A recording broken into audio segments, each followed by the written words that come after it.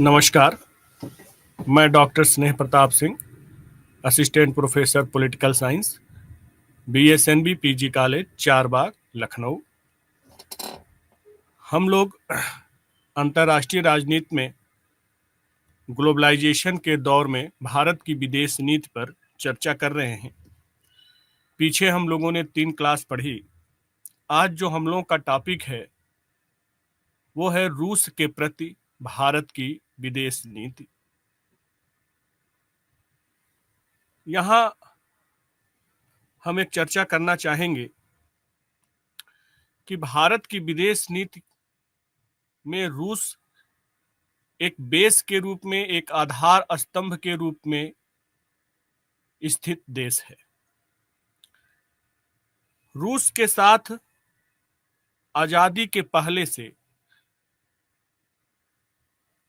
एक ऐतिहासिक संबंध रहा है, रणनीतिक एकता रही है तथा एक प्रकार का सामाजिक राजनीतिक विचार रहा है। यही कारण है कि तमाम प्रकार के सामाजिक, राजनीतिक और वैश्विक परिवर्तन के बाद भी भारत और रूस के संबंध का जब से प्रारंभ हुआ आज तक कभी भी इस संबंध में कोई कड़वाहट या कोई गड़बड़ी पैदा नहीं हुई। बीच के समयों में जब सोवियत संघ रूस का विघटन होता है, उसके बाद कुछ समय के लिए एक संक्रमणकालीन समय जरूर आया जब भारत और रूस के संबंधों की पुनर्परीक्षा या पुनर्गठन करने की आवश्यकता महसूस की गई। अन्यथा तमाम प्रकार के वैश्विक उथल पुथल और वैश्विक बदलाव के बावजूद भी भारत और रूस के संबंध मधुर ही बने रहे। इस संदर्भ में अभी हाल ही में भारत के विदेश मंत्री जयशंकर जी का यह कथन कि भारत और रूस के बीच जो भू राजनीति है, जियोपॉलिटिक्स है और जो रणनीतिक एकता है या जो डिप्लोमेसी सिमिलरिटी है, उसके आधार पर भारत और रूस के संबंध सदैव सकारात्मक ही बने रहेंगे। यद्यपि आज के दौर में अगर हम विचार करें तो 2 भू राजनीतिक और वैश्विक परिदृश्य हैं जिसमें भारत और रूस के संबंधों के कुछ सकारात्मक पहलू भी हैं और कुछ नकारात्मक पहलू भी हैं। अगर हम भारत और रूस के संबंध मधुर हैं इस संदर्भ में एक संक्षेप चर्चा करें तो यह देखते हैं कि जो भारत और रूस के लोगों के बीच एक प्रकार की जो लोकप्रिय अवधारणा है या एक दूसरे नागरिकों के बीच जो एक समर्थन है एक दूसरे की नीतियों का जो समर्थन करते हैं वो, और जो अंतर्राष्ट्रीय स्तर पर जो धार्मिक कट्टरता या इस्लामिक उग्रवाद के विरुद्ध दोनों राष्ट्र एक साथ खड़े होते प्रतीत होते हैं। यूक्रेन से पर आक्रमण करने के बाद जो पश्चिमी यूरोपीय देशों के साथ जो संबंध खराब हुए हैं या जो रूस और अमेरिका की राजनीति में जो भू राजनीति या जियोपॉलिटिक्स में जो बदलाव आया है, चीन की बढ़ती हुई आर्थिक सामरिक शक्ति का जो प्रादुर्भाव हुआ है, ऐसे स्थिति में रूस जो कि एक शक्तिशाली देश के रूप में स्थापित होने की महत्वाकांक्षा रखता है और वहीं पर भारत भी उदीयमान विकसित राष्ट्रों की श्रेणी में अपने आप को खड़ा पाना चाहता है, ऐसे स्थिति में आज के परिदृश्य में भारत और रूस के संबंध अधिक मधुर होने की स्थिति में आते हैं। दूसरा बदलाव यह है कि इधर अगर हम नकारात्मक दृष्टि से विचार करें तो इधर भारत रूस के साथ, अमेरिका के साथ अपने संबंधों को व्यापक बनाना चाहता है। अमेरिका और भारत के बीच संबंधों में लगातार वृद्धि हो रही है, क्वाड जैसा संगठन स्थापित हो रहा है। ऐसे स्थिति में अमेरिका को संतुलित करने के लिए और यूक्रेन युद्ध के समय जब पश्चिमी देशों के द्वारा रूस का समर्थन नहीं किया गया, वैसे कंडीशन में चीन के द्वारा रूस का समर्थन किया जाना, रूस के अपने हथियारों का एक बहुत हिस्सा चीन को निर्यात कर रहा है, और पाकिस्तान से भी उसके संबंध बेहतर बन रहे हैं। यानी अगर हम इस भू राजनीतिक परिदृश्य पर विचार करें तो इधर रूस का झुकाव चीन की तरफ हो रहा है, और रूस, चीन और पाकिस्तान के ट्रियंगल बन रहे हैं, जो कि भारत के लिए चिंता का विषय बना हुआ है। एक वर्ष से अंतर्राष्ट्रीय मंच पर भारत की विदेश नीति के संदर्भ में एक यथार्थवादी दृष्टिकोण और बहुत सारी गतिविधियां बढ़ी हैं, जिसके कारण अंतर्राष्ट्रीय राजनीति में संबंधों को लेकर के एक प्रकार से जटिलता आई है। या यूं कह सकते हैं कि भारत इस समय रणनीतिक दुविधा या डिप्लोमेसी डायग्मा की शिकार हो चुका है। वह एक तरफ अपने आप को अमेरिका के साथ संबंधों को, भू राजनीतिक संबंधों को बढ़ाना चाहता है, और दूसरी तरफ उसका जो रूस से परंपरागत संबंध बेहतर रहे हैं, उस संबंध को भी वह यथा स्थिति में बनाए रखना चाहता है। और ऐसे कंडीशन में जबकि रूस और यूक्रेन का युद्ध हो रहा हो, और वैसे समय में भी भारत ने गुट निरपेक्ष जो उसकी नीति है, उसकी नीति के अंतर्गत वो और अपने वैश्विक स्तर पर अपने राष्ट्रीय हित के आधार पर उसने ऐसे कंडीशन में भी रूस से कच्चा तेल खरीदा, हाइड्रो ऊर्जा के क्षेत्र में समझौता किया, जिसका कि पश्चिमी देशों ने बड़ी तीव्रता के साथ निंदा भी की। तो यूक्रेन का मुद्दा हो या G20 की जो वर्तमान अध्यक्षता का मुद्दा हो, ऐसे कंडीशन में भारत की जो रणनीतिक दुविधा या जो डिप्लोमेटिक डायग्मा है, वह और भी नाजुक कंडीशन में बढ़ती है, और यह प्रश्न चिन्ह उठता है कि क्या भारत यह नाजुक संतुलन को आगे के लिए बना सकेगा। अगर हम सकारात्मक दृष्टिकोण से बात करें तो भारत और रूस की बहुत सारे मुद्दों पर रणनीतिक एकता है। यद्यपि रूस और चीन के संबंध इधर बेहतर हो रहे हैं, लेकिन रूस की जो सुप्रीम पावर या सर्वोच्च शक्तिशाली राष्ट्र बनने की जो महत्वाकांक्षा है, ऐसे कंडीशन में रूस चीन के साथ समकक्षता का संबंध न रख करके वह उससे सुपीरियरिटी का जो संबंध रखने की जो उसकी महत्वाकांक्षा है, वो भारत के लिए लाभप्रद हो सकता है।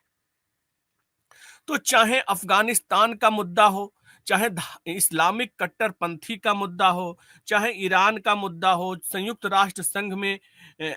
जो बहुध्रुवीय व्यवस्था या मल्टी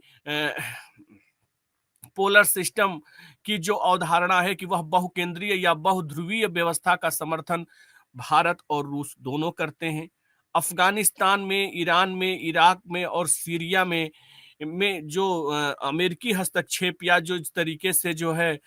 आतंकवादी गतिविधियों को बढ़ाया जाना पश्चिमी राष्ट्रों के द्वारा किया जा रहा है, उसका ये दोनों राष्ट्र एक साथ विरोध करते हैं। तो आतंकवाद का मुद्दा, धार्मिक कट्टरता या इस्लामिक कट्टरता का मुद्दा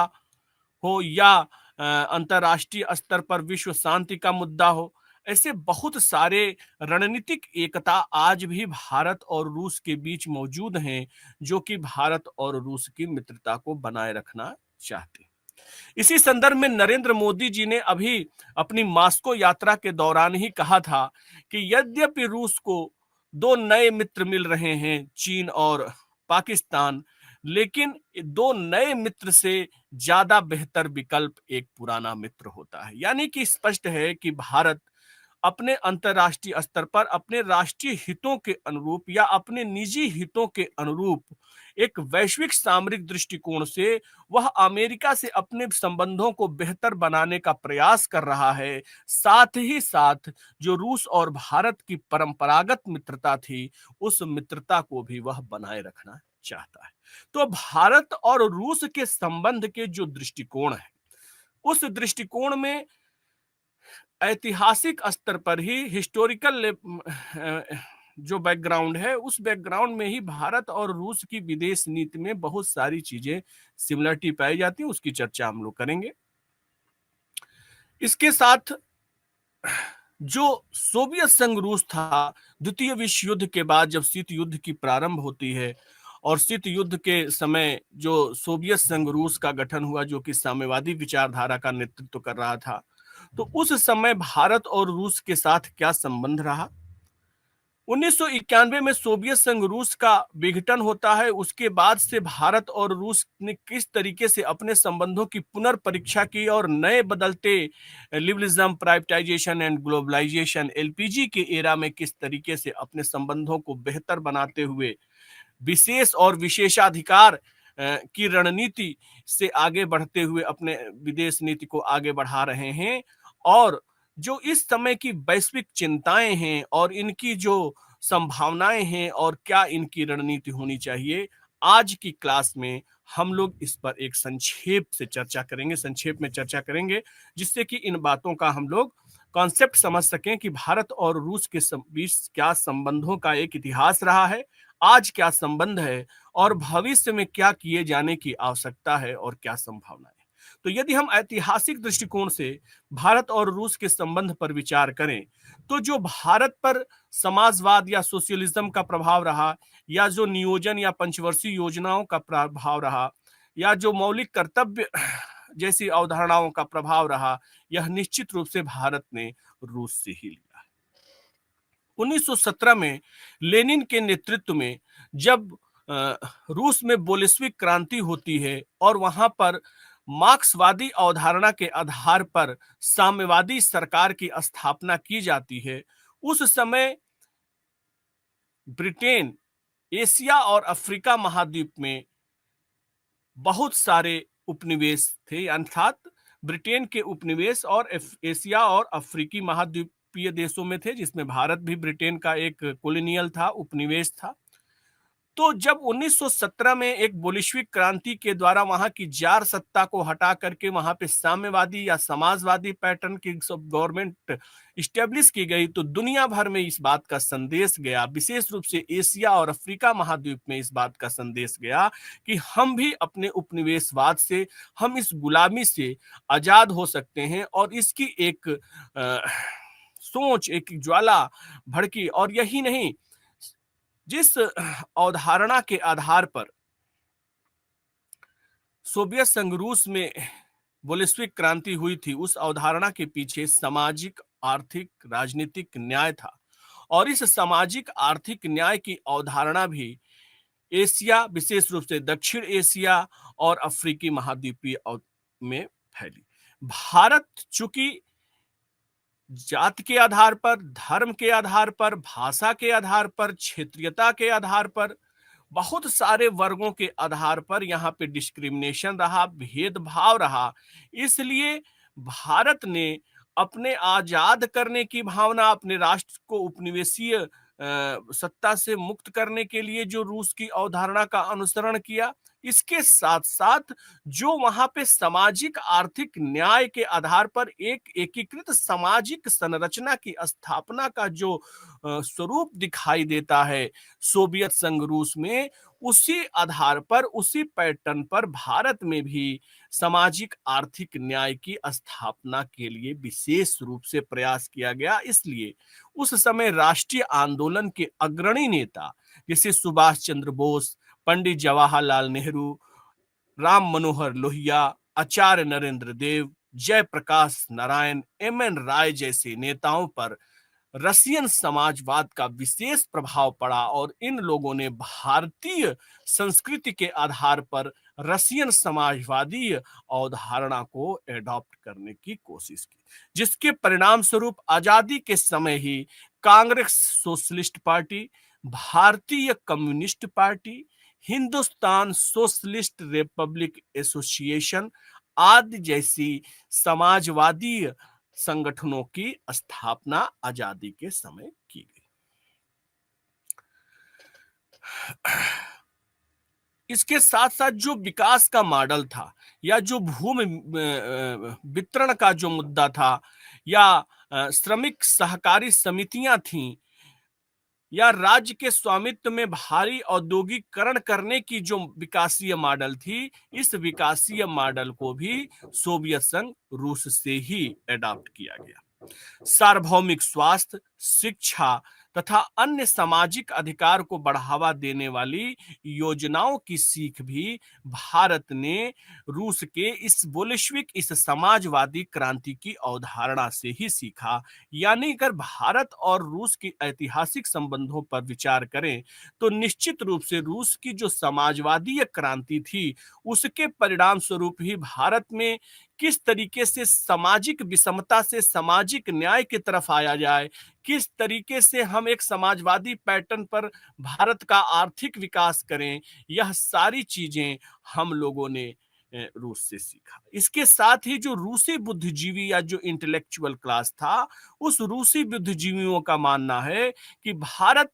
एक पदसोपानिक या हायरार्किकल सिस्टम है, जिससे कि हम रूस से सीख करके इस पदसोपानिक, जिसमें जातीय वर्गीय एक हायरार्की है, उससे निजात पा करके हम एक एकीकृत सामाजिक संरचना का, एक हम इंटीग्रेट सोशल स्ट्रक्चर को निर्मित कर सकते हैं। तो यह एक भारत और रूस के बीच जो आजादी के पहले 1947 के पहले की जो एक ऐतिहासिक जो सीख थी भारतीय समाजवाद में या भारतीय स्वतंत्रता आंदोलन में, वो एक हम यहाँ पे संक्षिप्त में देखें। और यही नहीं, एम.एन. राय जो थे 1920 में जो रशियन सोशलिस्ट पार्टी थी, कम्युनिस्ट पार्टी थी, उसके 1920 के कोमिंटर्न में जो उसका द्वितीय कांग्रेस हुआ, उसमें उन्होंने भाग लिया था। और किस तरीके से उपनिवेशों से आज़ादी मिले, इसके लिए उन्होंने व्लादिमीर लेनिन और एम.एन. राय ने साथ में कार्य किया कि किस तरीके से हम पश्चिमी उपनिवेश से आज़ाद हो सकते हैं और ये थर्ड वर्ल्ड कंट्रीज या एशिया अफ्रीका के राष्ट्रों को किस तरीके से आज़ादी मिल सकती है, इसका एक प्रारूप तैयार किया गया। तो निश्चित रूप से ऐतिहासिक दृष्टि से ही भारत और रूस एक दूसरे के करीब आए हैं, विचारधारात्मक आधार पर एक दूसरे के करीब हैं। अब शीत युद्ध के दौरान, जब द्वितीय विश्व युद्ध के बाद जो वैश्विक परिदृश्य बना, उस वैश्विक परिदृश्य में सोवियत संघ रूस एक साम्यवादी विचारधारा पर आधारित देश रहा, जिसके 17 कंट्रीज रहे, देश रहे। और एक अमेरिका था जो उदारवादी पैटर्न पर, और पश्चिमी यूरोप के देश जो वेस्टर्न यूरोपीय कंट्रीज का एक संयुक्त वो था। और इन्होंने एक तरीके से कई प्रकार की सैन्य संगठनों को भी स्थापित किया, जैसे कि NATO, Atlantic treaty organisation, NATO, SEATO, south east Asia treaty organisation and CENTO, मध्य पूर्व एशिया ट्रीटी ऑर्गेनाइजेशन जैसी सैन्य संगठनों को भी स्थापित किया। यानी पश्चिमी यूरोप और अमेरिका दोनों उदारवादी विचारधारा के आधार पर पूरी दुनिया में अपनी इस विचारधारा का प्रचार प्रसार करना चाहते थे। और सोवियत संघ रूस जो कि अपनी समाजवादी और साम्यवादी विचारधारा का प्रचार प्रसार करना चाहता था। तो एक शीत युद्ध, एक कोल्ड वार का माहौल रहा 1945 से लेकर के 1991 तक। और इस शीत युद्ध का जो मर्म था, जो शीत युद्ध का जो कॉन्सेप्ट था, वह यह था कि सोवियत संघ रूस अपनी साम्यवादी विचारधारा को सही मानता था और पूरी दुनिया की संरचना वह साम्यवादी और समाजवादी पैटर्न पर करना चाहता था। इसके अतिरिक्त अमेरिका अपनी पूंजीवाद, उदारवाद की अवधारणा के पर और लोकतांत्रिक अवधारणा के आधार पर वह दुनिया की संरचना करने के पक्षधर में था। इसके संदर्भ में पंडित नेहरू का कहना यह था कि यद्यपि यह शीत युद्ध वैचारिक युद्ध बाह्य रूप से दिखाई देता है, लेकिन अंतरात्मा से यह एक प्रकार से सर्वोच्चता का युद्ध था, वार ऑफ सुप्रीमेसी थी, जिसमें दोनों महाशक्तियां यह साबित करना चाहती थीं कि दुनिया में शक्तिशाली हम हैं। तो शीत युद्ध के दरमियान भारत और रूस के बीच जो संबंध की पृष्ठभूमि थी, वो ऐसी थी कि स्वाभाविक रूप से भारत और रूस एक दूसरे के करीब होते चले गए इस वैश्विक परिदृश्य में, या इस भू राजनीति या जियो पॉलिटिक्स के अंतर्गत। यहां आजादी के बाद जो सैन्य संगठन बनाए गए, नाटो, सीटो और सेंटो, इसमें सेंटो जो मध्य पूर्व एशिया का सैन्य संगठन था, उसमें पाकिस्तान भी सदस्य था और अमेरिका और पाकिस्तान के बीच संबंधों में मधुरता थी। चीन का भी सपोर्ट अमेरिका के द्वारा किया जा रहा था। इसके अतिरिक्त जो अमेरिका समर्थित फ्रंट लाइन राष्ट्र थे उस समय, पाक, ईरान, इराक, टर्की, ये फारस की खाड़ी और हिंद महासागर के गर्म पानी से ये सोवियत संघ रूस को वंचित रखना चाहते थे। भारत की आजादी के साथ ही जो भारत का विभाजन हुआ, जिसमें पाकिस्तान एक नए राष्ट्र के रूप में उदित हुआ था, और भारत अपनी सामाजिक आर्थिक विकास की समस्याओं से जूझता हुआ एक सीमा सुरक्षा की ज्वलंत समस्या से भी वह जूझ रहा था, जिसमें उसकी एक सीमा पाकिस्तान के साथ और एक सीमा लद्दाख में चीन के साथ थी। ऐसे में वह सीमा सुरक्षा को सुरक्षित करने के लिए, उसे सिक्योर करने के लिए, जब वैश्विक भू राजनीति में अमेरिका,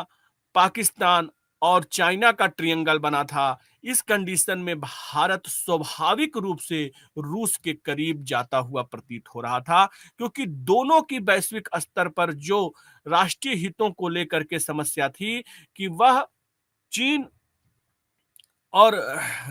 पाकिस्तान या जो दक्षिण एशिया ये जो कंट्रीज थे या हिंद महासागर की जो स्थिति थी, उसमें भारत ही एक सच्चे मित्र के रूप में रूस को दिखाई दे रहा था। तो 1955 में पंडित जवाहरलाल नेहरू की दिल्ली यात्रा तथा रूसी नेता निकिता क्रुश्चेव और निकोलोई बुल्गानिन की भारत यात्रा के बाद से यह संबंध और भी बेहतर बना।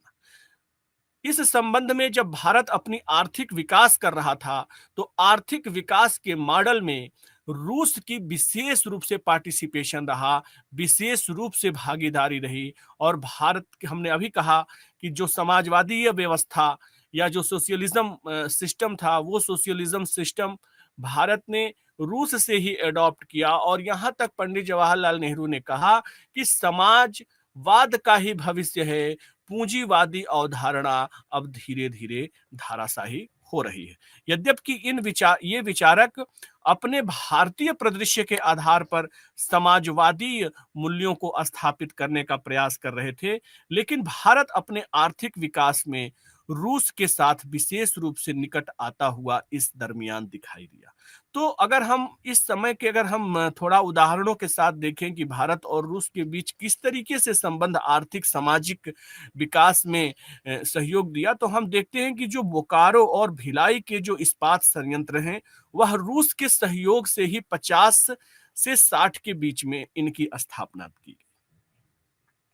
जो प्रथम और द्वितीय पंचवर्षीय योजना रही, उस प्रथम और उस द्वितीय पंचवर्षीय योजना में जो नियोजित अर्थव्यवस्था या जो प्लान्ड इकोनॉमिक सिस्टम थी, उसमें रूस भागीदार बना। और रूस के भागीदार से ही भेल भारत हैवी इलेक्ट्रॉनिक्स लिमिटेड, हाल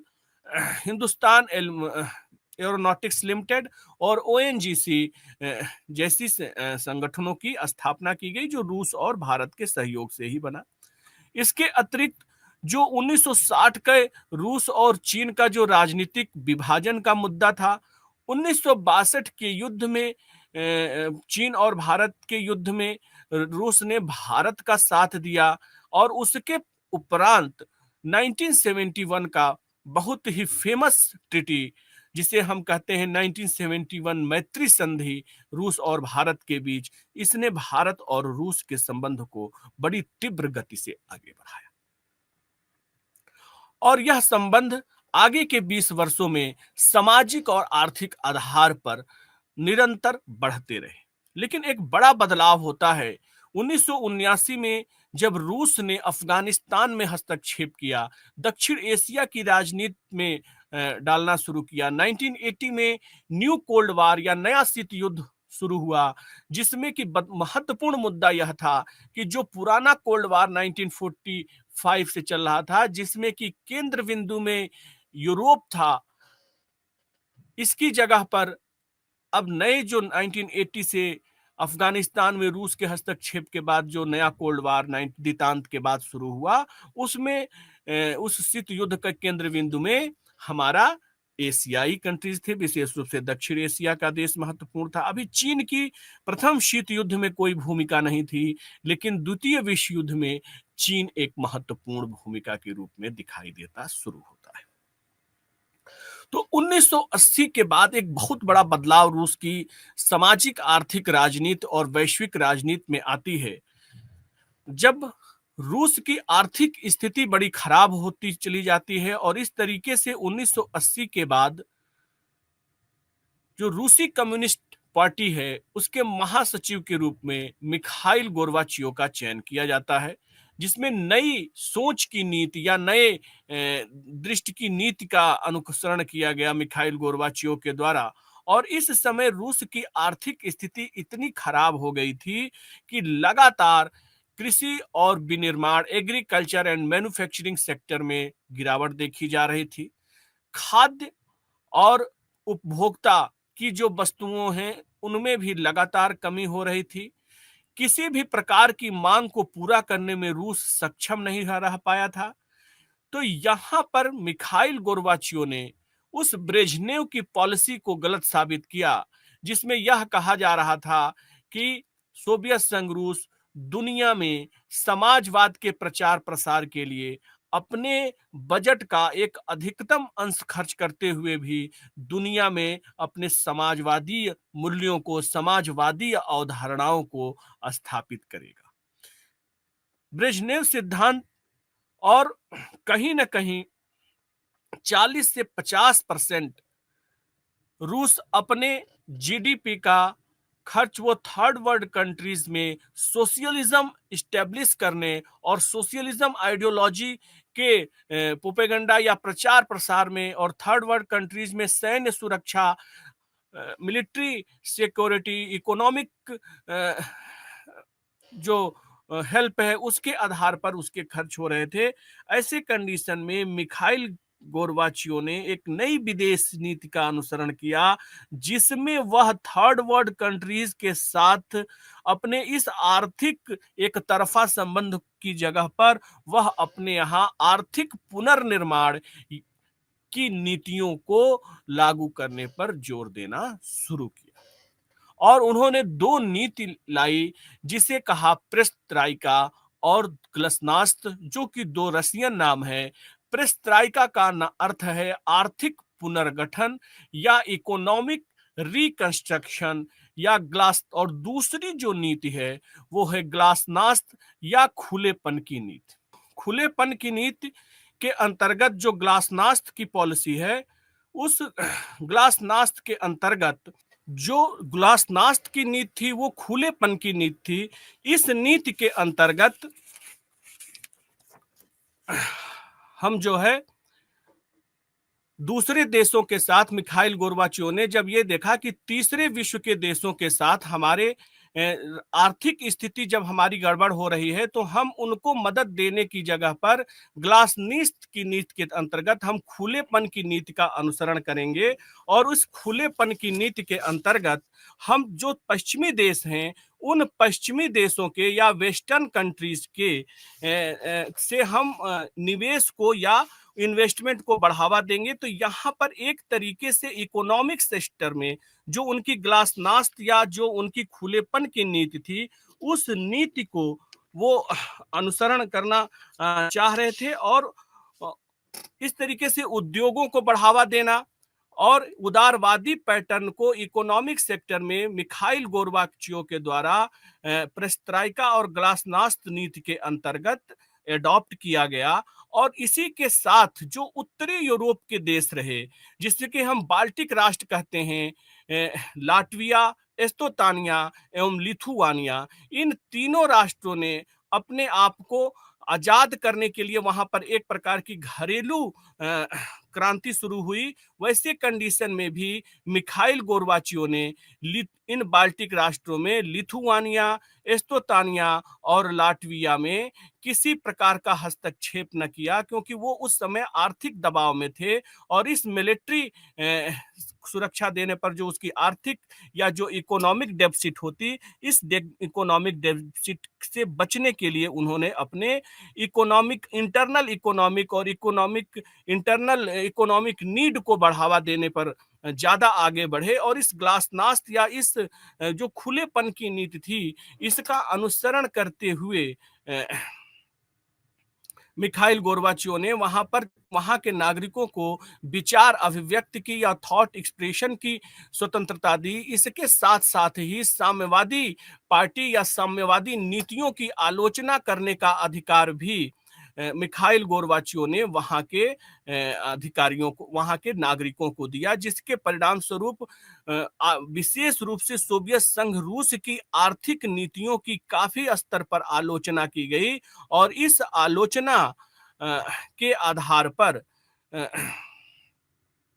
वहां पर आर्थिक पुनर्निर्माण किया गया। तो ये जो बाल्टिक राज्यों में जो क्रांति आई, तो सबसे पहले सोवियत संघ रूस से लिथुआनिया, एस्तोतानिया एंड लाटविया जैसे राज्य पृथक हुए, सेपरेट हुए और इसके बाद 1991 में सोवियत संघ रूस के 15 और घटक राष्ट्र भी आजाद हुए, जिसके परिणाम स्वरूप 1991 में 1991 में सोवियत संघ रूस का विघटन हो जाता। तो सोवियत संघ रूस के विघटन के परिणाम स्वरूप जो विश्व में व्यवस्था आई या जो विश्व में संरचना आई, उस सोवियत संघ विश्व विघटन के परिणाम स्वरूप अब एकल ध्रुवीय व्यवस्था या वन पोलर सिस्टम स्टेब्लिश हुई वर्ल्ड में और लिबरलिज्म, प्राइवेटाइजेशन एंड ग्लोबलाइजेशन का कॉन्सेप्ट पूरे वर्ल्ड में फैलाया। यानी 1991 के बाद सोवियत संघ रूस का विघटन, इसके साथ साथ नाटो के सिमिलर चल रहा सैन्य संगठन वर्सा पैक्ट का भी जो है को भी खंडित कर दिया गया और उसके बाद पूरी दुनिया में लिबरलिज्म, प्राइवेटाइजेशन और ग्लोबलाइजेशन की अवधारणा स्टेब्लिश कर गई और इस अवधारणा के साथ एक नया वैश्विक परिदृश्य बदला, जिसमें कि अब एक पूरा का पूरा विश्व मार्केट सिस्टम में या बाजार व्यवस्था में परिवर्तित हो गया और इस कॉम्पिटिटिव माहौल में दोनों देश रूस और भारत दोनों को अब नया अपना आर्थिक मॉडल, नया अपना इकोनॉमिक मॉडल इस्टेब्लिश करना था। तो जहां पर अब 1991 के बाद बोरिस एल्त्सीन जो कि वहां के शासनाध्यक्ष थे, उनकी अध्यक्षता में एक विशालकाय रूस एक बीमार देश के रूप में प्रतीत हो रहा था, जो कि आर्थिक रूप से बहुत ही कमजोर राष्ट्र के रूप में अपने आप को इस समय स्थापित कर चुका था। यदि इसी दरमियान हम भारत पर भी विचार करें तो भारत भी अपनी आर्थिक स्थितियों से जूझ रहा था और इस समय उसके पास 2 सप्ताह के आयात के का शुल्क, विदेशी वस्तुओं के आयात के शुल्क के बराबर उसके पास विदेशी मुद्रा थी। इस दरमियान सरकार ने अपने यहाँ भंडारण में जो 47 टन सोना था, उस 47 टन सोने को बैंक ऑफ इंग्लैंड में रख करके उसके बदले उन्होंने 405 मिलियन डॉलर अमेरिकी एक वहां से प्राप्त की और इस अमेरिकी डॉलर के आधार पर वह अपनी आर्थिक व्यवस्था को सुदृढ़ करने की दिशा में आगे बढ़ा। इसी समय भारत के जो वित्त मंत्री थे मनमोहन सिंह ने उदारवादीकरण या उदारवादी व्यवस्था को भारत में भी स्थापित करने पर जोर दिया और इस उदारवादी व्यवस्था के अंतर्गत भारत भी अपनी अर्थव्यवस्था का सुधार में जो नया वैश्विक परिदृश्य बदल रहा था, जिसमें वन पोलर सिस्टम स्टेब्लिश हो गई थी, जिसमें कि ग्लोबलाइजेशन, लिबरलिज्म और प्राइवेटाइजेशन की अवधारणा थी, उस अवधारणा के एकीकरण से भारत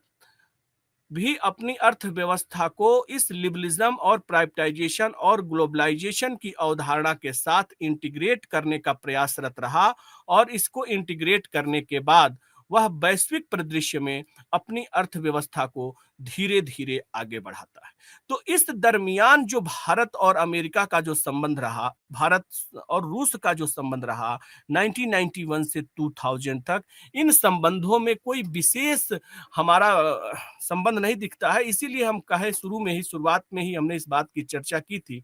कि भारत और रूस के संबंधों में बदलते वैश्विक परिदृश्य में बहुत सारे उतार चढ़ाव आए। तो यह 1991 का भी बदलता वैश्विक भू राजनीतिक परिदृश्य, बदलता वैश्विक आर्थिक मॉडल, जिसमें दुनिया के साम्यवादी राष्ट्र भी आर्थिक क्षेत्र में अपने आप को उदारवादी कर लिया, उन्होंने भी इन्वेस्टमेंट को बढ़ावा देना,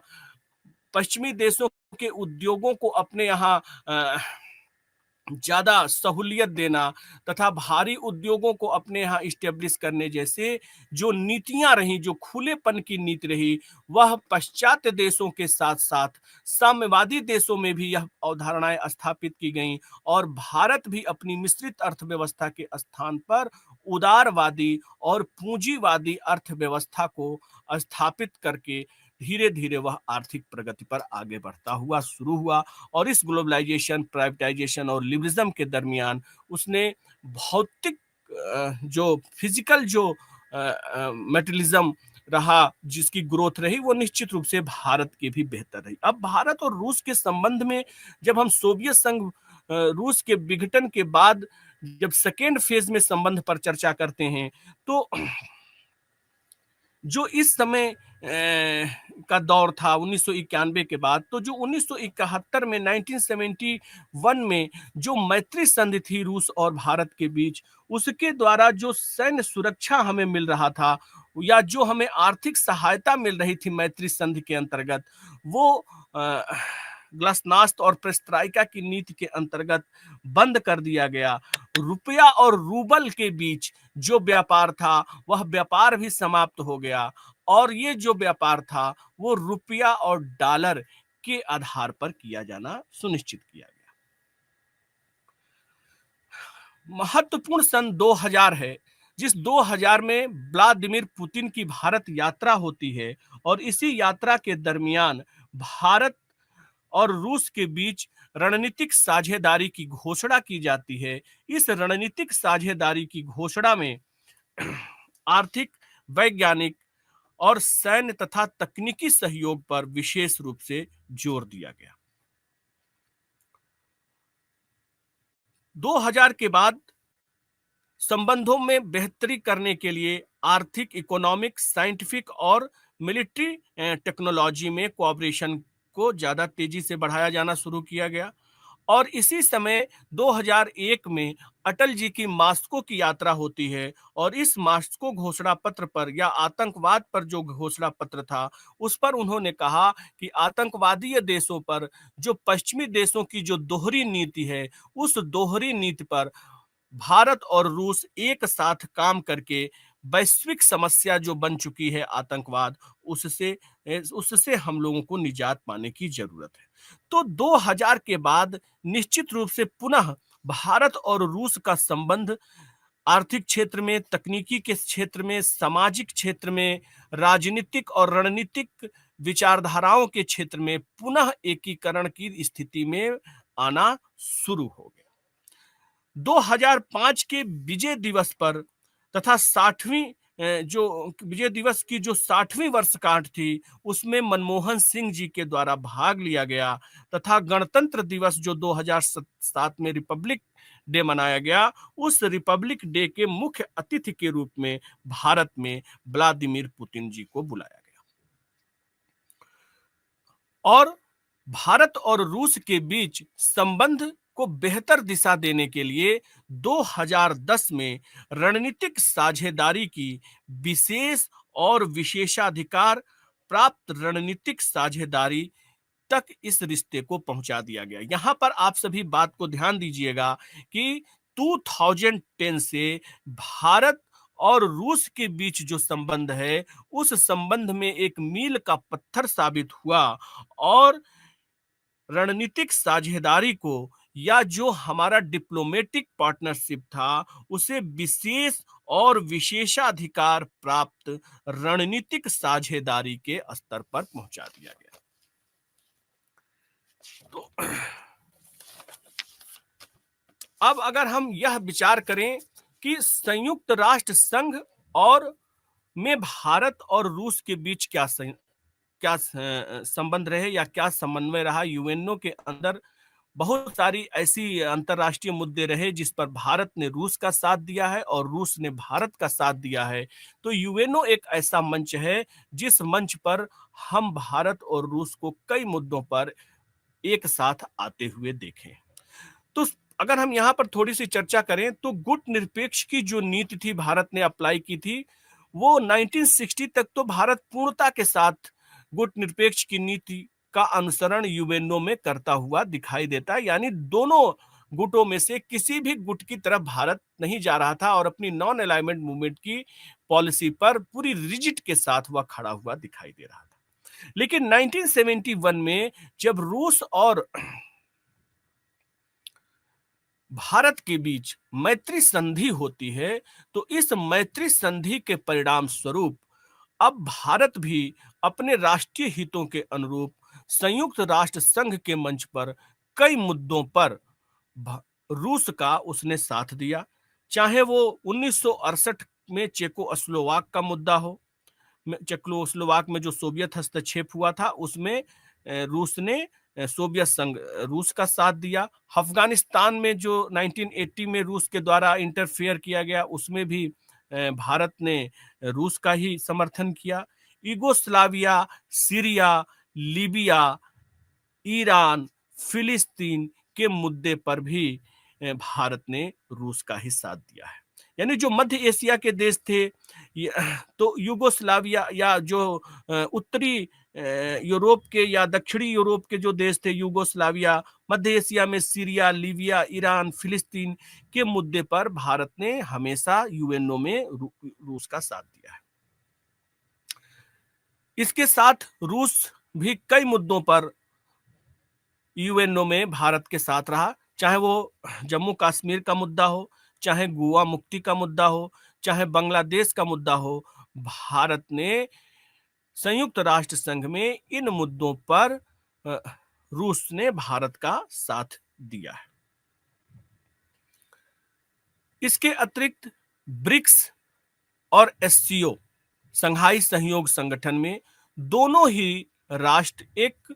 फाउंडर मेंबर की तरीके से काम करते हैं, दोनों एक सक्रिय सदस्य के रूप में हैं और यहाँ पर इन्हें एक वैश्विक संतुलन या ग्लोबल बैलेंस बनाने के लिए इस ब्रिक्स और एससीओ और रिक्स जैसे संगठनों का इन्हें एक सार्थक या सकारात्मक प्रयोग की दृष्टि से काम करना चाहिए।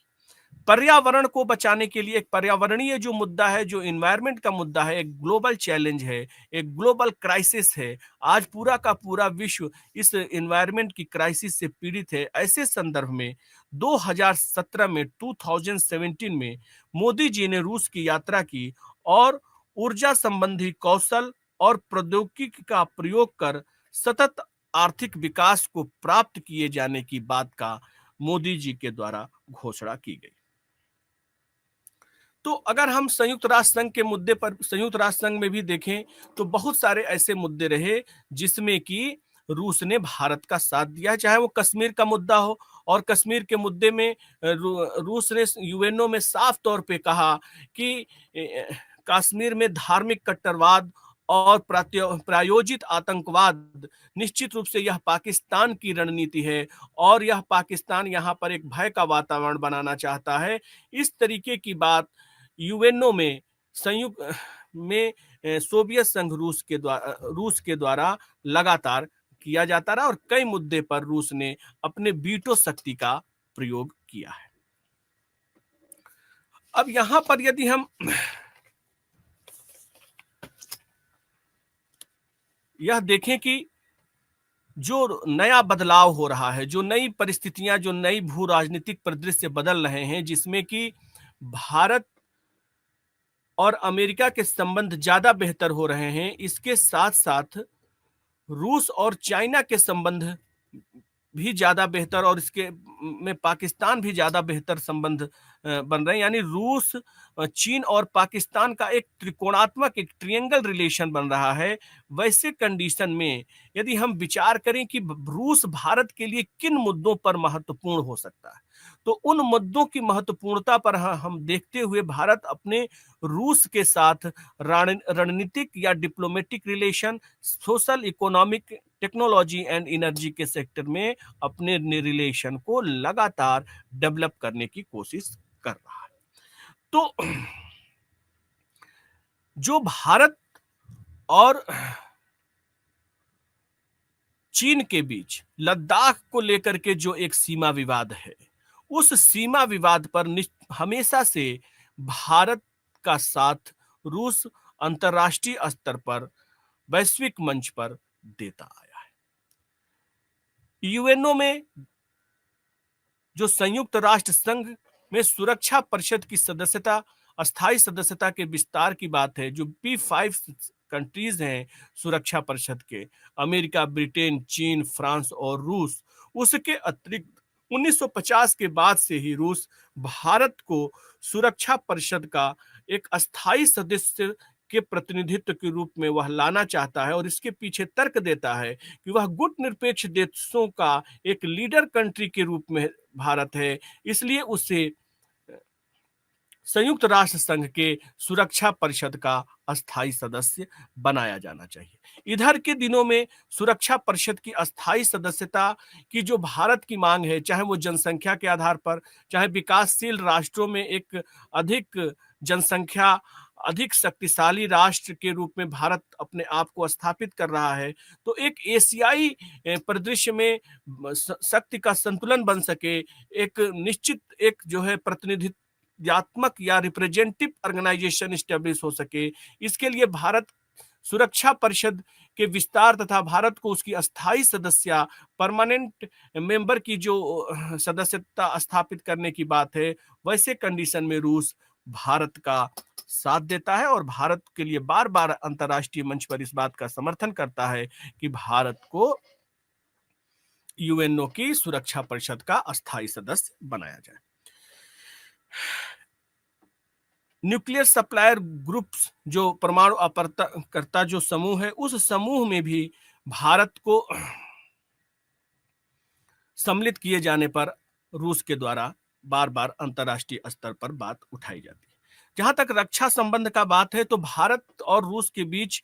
रक्षा संबंध में बहुत सारी विविधताएं हैं, और मिलिट्री रिलेशन में, मिलिट्री टेक्नोलॉजी एंड नेविगेशन के सेक्टर में, अंतरिक्ष प्रणाली के सेक्टर में, नवाचार या इनोवेशन के सेक्टर में, विशेष रूप से ऊर्जा, नेचुरल जो एनर्जी है, जो प्राकृतिक गैस है, ऐसे कुछ क्षेत्र हैं जो प्राकृतिक गैस के भंडारण में रूस की एक महत्वपूर्ण स्थिति है। और रूस के साथ प्राकृतिक गैस, ऊर्जा, परमाणु ऊर्जा के सेक्टर में भारत और रूस के बीच एक प्रकार से बेहतर संबंध हो सकता है, क्योंकि भारत प्राकृतिक या ऊर्जा के उपभोक्ता की श्रेणी में दुनिया के 3 राष्ट्रों के बाद अमेरिका, रूस और चीन के बाद चौथे स्थान पर आता है। और 2030 तक यह माना जाता है कि एनर्जी कंज्यूम करने के सेक्टर में भारत 2030 तक थर्ड सिचुएशन में आएगा, तीसरे नंबर पर आएगा। तो ऐसी स्थिति में उसकी ऊर्जा की खपत बढ़ रही है, और रूस में चूंकि एक प्रकार से ऊर्जा का हब है, नेचुरल एनर्जी का हब है, और थर्मल और हाइड्रो सेक्टर में या एनर्जी के सेक्टर में रूस शुरू से ही ज्यादा भारत का साथ देता आया है। तो एक एनर्जी का सेक्टर भारत और रूस के संबंध को अंतर्निर्भरता के दृष्टिकोण से आगे बढ़ा सकता है, रूस को अपने इस चीजों के निर्यात, एक्सपोर्ट करने के लिए, और भारत की ऊर्जा खपत की आवश्यकताओं की पूर्ति के लिए दोनों राष्ट्र एक दूसरे के करीब आ सकते हैं। तो जहां तक रक्षा का सौदे का संबंध है, बहुत सारे ऐसे अस्त्र शस्त्र हैं जो कि भारत और रूस के संपर्क से ही बनाए जा रहे हैं। जैसे ब्रह्मोस मिसाइल भारत और रूस के संयुक्त अभ्यास से बनाया जा रहा है। यहां हम भारत की जो समसामयिक या जो कंटेम्प्रेरी चिंता का विषय है, उसमें हम देखें तो चीन, रूस और पाकिस्तान के बीच एक प्रकार से त्रिकोणात्मक संबंध बन रहा है। क्रीमिया का विलय कर दिया गया,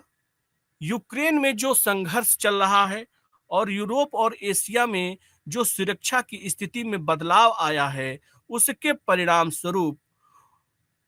अमेरिका और पश्चिमी यूरोप से जो रूस के संबंध खराब हो रहे हैं, ऐसे कंडीशन में चीन और एशिया की तरफ सोवियत संघ सॉरी रूस का झुकाव बढ़ रहा है। अब सोवियत संघ रूस नहीं रहा, सोवियत संघ रूस का विखंडन 1991 में ही हो चुका है। रूस, चीन ब्रिक्स, एससीओ और यूएनओ में एक दूसरे का साथ दे रहे हैं। रूस क्वाड जैसे ऑर्गेनाइजेशन को संदेह की दृष्टि से देख रहा है। चीन की वन रोड वन बेल्ट की जो परियोजना है, जिसे भारत अपने सामाजिक, आर्थिक और सैन्य सुरक्षा, सीमा सुरक्षा के लिए खतरे की दृष्टि से देखता है, उस वन बेल्ट वन रोड की योजना को रूस समर्थन दे रहा है। इसलिए यहाँ पर भारत के लिए एक प्रकार से चिंता का विषय है। रूस और पाकिस्तान के भी संबंध वर्तमान समय में तेजी के साथ बढ़ रहे हैं। अफगानिस्तान से अमेरिका की सेना की जो वापसी की गई, पश्चिम के साथ जो जियोपॉलिटिक्स कॉम्पिटिटिव माहौल बना हुआ है, पाकिस्तान के साथ लगातार रूस के सैन्य संबंध बढ़ रहे हैं, तालिबानियों के साथ जुड़ाव बढ़ा हुआ है रूस का, और कराची से लेकर लाहौर तक गैस पाइपलाइन परियोजना में रूस के द्वारा आर्थिक सहयोग दिया जा रहा है और बहुत दिनों से सैन्य सहयोग